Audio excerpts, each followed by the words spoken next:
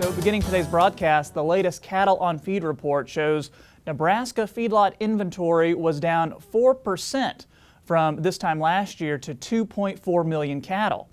Placements were down 1% to just over 500,000 head. And on Wednesday, I was joined by UNL Livestock analyst Elliott to discuss the latest report. But we began our interview with the news regarding a vaccine for African swine fever and what it could mean for the meat and grain markets. I think one thing to kind of briefly talk about is that it is still in the preliminary stages. There's had some successive trials come back, but I think we're still probably a far way off from that. As far as like long-term productivity for China and their breeding herds, estimates have that are down 40 to 70% of their breeding herd. Repopulation efforts are still not really that successful right now.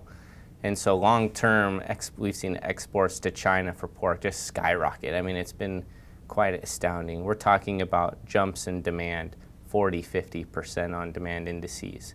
So still long-term potential for pork penetration there, and I think pork will also bring a lot of the other products along, beef and chicken. So, what are some things beef-related that you're watching that are impacting trade? I know, for instance, coronavirus is huge. Yeah. Then even news out of Australia regarding drought and wildfires. Yeah, so there's lots of things that are potentially impacting trade. I think one thing we just need to keep in mind that 20% of the carcass value is made up from exports, and that can fluctuate from month to month based upon global events. Coronavirus and the Australia fires is just one or two things that are happening right now.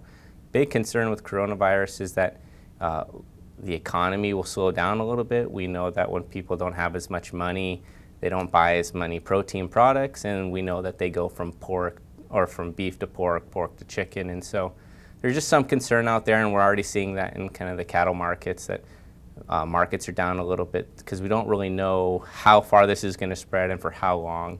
And same thing, kind of opposite on the Australia fires.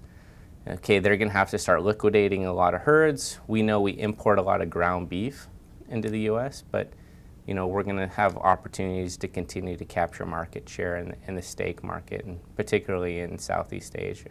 Very true. Okay, real quick on the latest cattle on feed report, placements lower than expected, marketing slightly higher than expected. So how are things positioned heading into spring just a few weeks away? Yeah, so compared to pre-report assessments, this would be considered kind of a bullish. So we would have expected some uptick in the markets.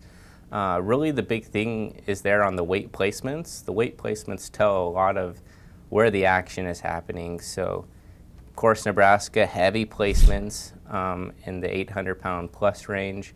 Well, what we also saw, Kansas and also Colorado, we're talking almost double-digit increases year over year in heavy placements in places like Colorado. Really the big thing that happened in this shows a big trend happening in Texas. Really light placements there, also almost double digits in light placements year over year. And really we've kind of seen the cattle on feed, the placements really move from kind of the northern plains down to the southern plains. So something to really watch, but it's really that placement is where that dynamics are happening a lot. And also before we were chatting, you were talking about some news regarding premiums.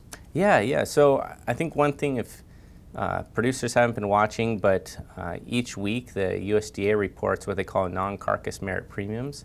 And you can look at those and how they compare to yield and quality grade. And one thing you'll see if you go and look at those is that it's it's positive and very consistent going upward. So we're talking in the range of $17 per hundredweight for all natural NHTC cattle. Big thing I've been noticing is really consistent. When you look at the prime premiums on the grid, it varies pretty wildly all over the place, but these are really steady and consistent, so just something to keep an eye on as far as production practices. Sure, and let's end it today with an update on some research that you're a part of, really interesting stuff here. Bovine respiratory disease, that's got a huge economic impact in the feed yard. So how can your findings be used to help that producer out?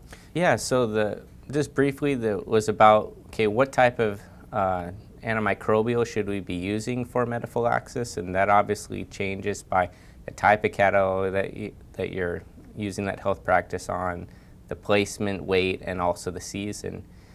Really just tried to put some economic impacts on what would be the, if you have an option between two different types of antimicrobials and you have different placement seasons, what would it be like? It's out there for producers to use in consultation with their veterinarian, and hopefully this is just a starting point where you can have a conversation about, what should I be doing and what are the profit and loss from you doing types of certain health management practices.